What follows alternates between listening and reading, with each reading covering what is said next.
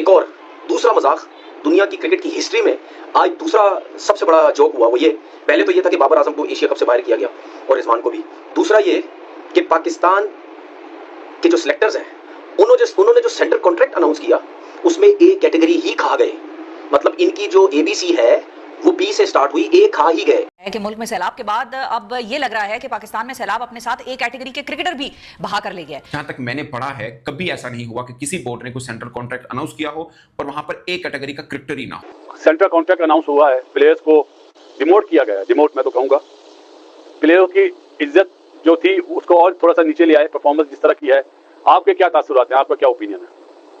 अच्छा भाई, centre contract no doubt demotion होनी चाहिए, परफॉर्मेंस बेस होनी चाहिए, लेकिन ये पाकिस्तान क्रिकेट बोर्ड मुझे समझ नहीं आ रही कि दो मुझे माइंडसेट लगा। सेंट्रल कॉन्ट्रैक्ट भी डिसेंट अनाउंस किया है, जो बनता था उसी तरह का अनाउंस किया है।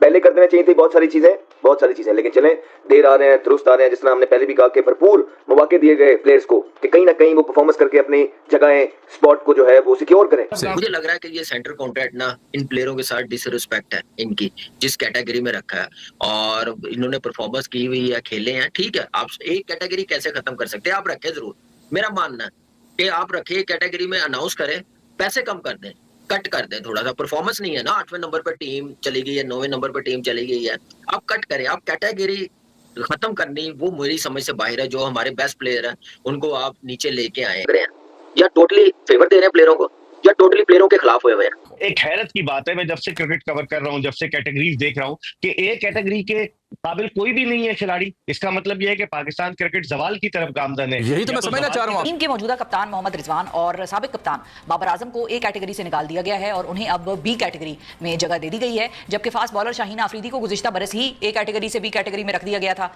तनज़ुली की बात हो ही रही है तो इस साल नसीम शाह बी से सी कैटेगरी में आ गए।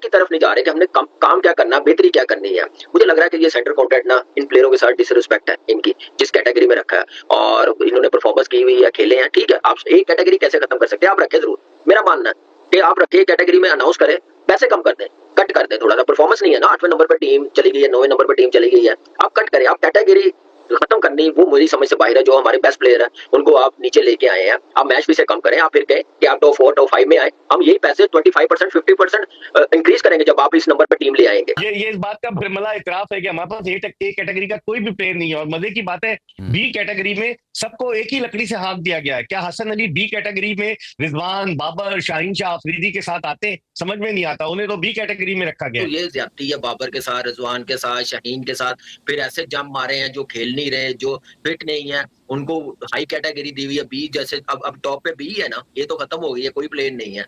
तो मुझे समझ नहीं आई क्या माइंडसेट के साथ सेंटर कॉन्ट्रैक्ट अनाउंस किया। और मुझे लग रहा है जैसे टीम एशिया कप की अनाउंस की है ना, बगैर सोचे समझे, आगे का सोच के, इवेंट का सोच के, ऐसे सेंटर कॉन्ट्रैक्ट अनाउंस किया। What about Mohammad Rizwan? अच्छा, मतलब उनकी क्या वाइट बॉल के डेज आर ओवर? मैं अब उस तरफ आने लगा हूं। हाँ, आप वो वाहिद क्रिकेट बोर्ड है जो अपना तमस्खुर खुद उड़वाता है, क्योंकि टेक्निकल वनडे के कप्तान हैं, T20 के नहीं है। आपकी पाकिस्तान टीम का ये हालात हैं कि जो टेस्ट क्रिकेट का कप्तान है उसकी टेस्ट क्रिकेट में जगह नहीं बनती, जो वनडे इंटरनेशनल का कप्तान है उसकी वनडे इंटरनेशनल में जगह नहीं बनती, जो T20 का कप्तान है वो कम्प्लीटली इररिलेवेंट है उस फॉर्मेट से। मैं सेंटर कॉन्ट्रैक्ट 50% कम करता, मैं मैच फीस 30% कम करता। मैं कहता कि भाई आप जीतो, ये जितना 50% मैंने कम किया है, सेंटर कॉन्ट्रैक्ट में मैं बढ़ाऊंगा, टॉप 4 में टीम ले आओ, टॉप 5 में ले आओ, आप बड़ी टीमों से सीरीज जीतो। आपकी मैच फीस जितनी मैंने कम की है इससे ज्यादा करूंगा, आप टीम को लेके आओ, आप परफॉर्मेंस करो। बिल्कुल एक सेंट्रल कॉन्ट्रैक्ट जिसमें obviously there is no A category which is unprecedented, unseen, unheard of, और एक ऐसी मूव है, ठीक है, which you can say it's performance based. आप परफॉर्मेंसेस जो लोग नहीं करते,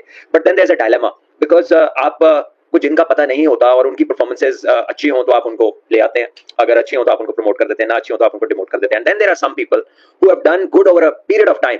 अभी पाकिस्तान क्रिकेट की जो हालत है, ये ए कैटेगरी खत्म कर दी है। इसका मतलब ये आपने ऐलान कर दिया है कि हम बी कैटेगरी की टीम है, ठीक है।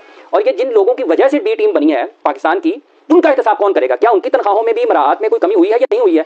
आज पाकिस्तान में बहुत सारे लोग ढोल उठाए हुए हैं, बजा रहे हैं कि पाकिस्तान क्रिकेट बोर्ड ने तो कमाल कर दिया, ये ढोल कल से बज रहे हैं। पाकिस्तान ने अपने जो प्लेयर्स हैं उनको कैटेगरीज आज दी है और ए कैटेगरी खा गए। मतलब पहला बोर्ड है, पहला कोई खाता है, पहली टीम है दुनिया की ए कैटेगरी है ही नहीं है। मतलब शुरू ही हो रही है बी सी डी, ए वाले बंदे कितने गए ने, ए वाली परफॉर्मेंस नहीं है तो फिर ए कैटेगरी भी गायब हो गई है। पीसीबी ने आज कैटेगरीज डिफरेंट बताई हैं, उसमें बी भी है, सी भी है, डी भी है। तो ए कितने चली गई है? ए कैटेगरी कि क्या हमारे प्लेयर नहीं है उस काबिल, उस लायक? ये पढ़े लिखे समझदार पता नहीं कौन से स्कूलों में पढ़े, ठीक है। मतलब हालत आप चेक करें कि बाबर आजम से इतना घबराए हुए ये कि इन्होंने ए कैटेगरी खत्म कर दी। उसकी रीजन है, उसकी रीजन ये है क्योंकि इससे पहले जो ए कैटेगरी में थे उसमें रिजवान भी था, उसमें बाबर भी था। तो घबरा इस वजह से गए कि उन्होंने ये सोचा कि यार अगर इन दोनों को सबसे पहले तो एशिया कप से हमने बाहर किया जानबूझ के, जो मैं हमेशा कहता हूं जानबूझ के बाहर किया। क्रिकेट का तो परफॉर्मेंस का या स्ट्राइक रेट इसका तो कोई रीजन ही कोई नहीं। प्लेयरों का भी मैं समझता हूँ कहीं ना कहीं कसूर है, मैनेजमेंट को मजबूर किया इतना हार्श डिसीजन लेने पे। तो अब क्या कह सकते हैं, दोनों तरफ इक्वली आप कह सकते हैं प्रॉब्लम है। और कौन बेहतर करेगा, किसने सोचना है, मैनेजमेंट को कौन सोचेगा, उनकी परफॉर्मेंस क्या है, उनसे कौन रिजाइन लेगा। उस पे लोगों ने इतना शोर मचाया और बाबर और जो सिलेक्शन कमेटी थी प्लस माइक हैसन जब प्रेस कॉन्फ्रेंस आके बात की, बिल्कुल घबराए हुए थे। नहीं बाबर कैसे बाहर हो गया, दो टोक बात करो, नहीं खिलाना दो टोक बात करो, मतलब दो टोक बात करो, वो नहीं की इन्होंने। वो प्रेशर था इनको टीम से बाहर किया। अब इनके ऊपर प्रेशर ये था कि अगर अब बाबर आजम को ए कैटेगरी से या रिजवान को उठा के अगर हम बी कैटेगरी में ले आते हैं और ए कैटेगरी में अपने पसंद के लोग ले आते हैं तो ये तो एक और अजाब बन जाएगा, ये तो मुश्किल हो जाएगी। तो मैं तो पाकिस्तान सिस्टम को, पाकिस्तान के लोगों को बहुत अच्छे तरीके से समझता हूँ किस तरह गेम खेलते हैं। इसमें क्या किया इस सिलेक्शन कमेटी ने, अपने आप को सेव किया कि नहीं जी हमने ए कैटेगरी खत्म कर दी और सबको, जितने भी सीनियर थे उनको सबको बी में लेके आ गए कि इनकी बात भी पूरी हो गई, बी कैटेगरी के पैसे ही मिलेंगे सबको।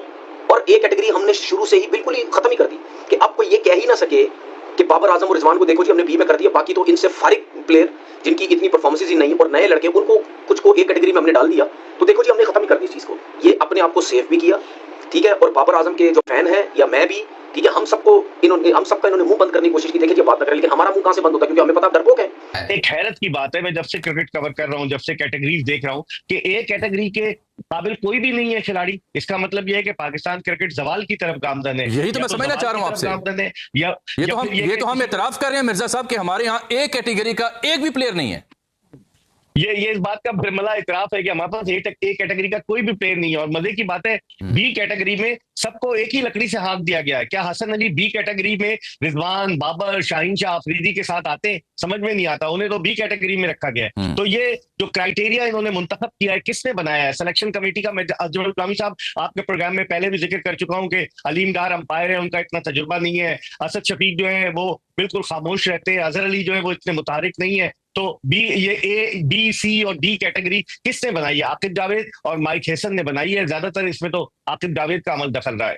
मुझे लग रहा है कि ये सेंटर कॉन्ट्रैक्ट ना इन प्लेयरों के साथ डिसरिस्पेक्ट है इनकी, जिस कैटेगरी में रखा है और इन्होंने परफॉर्मेंस की हुई है, खेले हैं, ठीक है। आप एक कैटेगरी कैसे खत्म कर सकते हैं? आप रखें जरूर, मेरा मानना है कि आप रखें कैटेगरी में, अनाउंस करें, पैसे कम कर दें, कट कर दें थोड़ा सा। परफॉर्मेंस नहीं है ना, 8वें नंबर पर टीम चली गई है, 9वें नंबर पर टीम चली गई है, आप कट करें। आप कैटेगरी खत्म करनी वो मेरी समझ से बाहर है। जो हमारे बेस्ट प्लेयर हैं उनको आप नीचे लेके आए हैं, आप मैच फी से कम करें। आप फिर कहें कि आप टॉप 4 टॉप 5 में आए, हम यही पैसे 25% 50% इंक्रीज करेंगे जब आप इस नंबर पर टीम ले आएंगे, जीतेंगे आप बड़ी टीमों से। तो ऐसा होना चाहिए। ये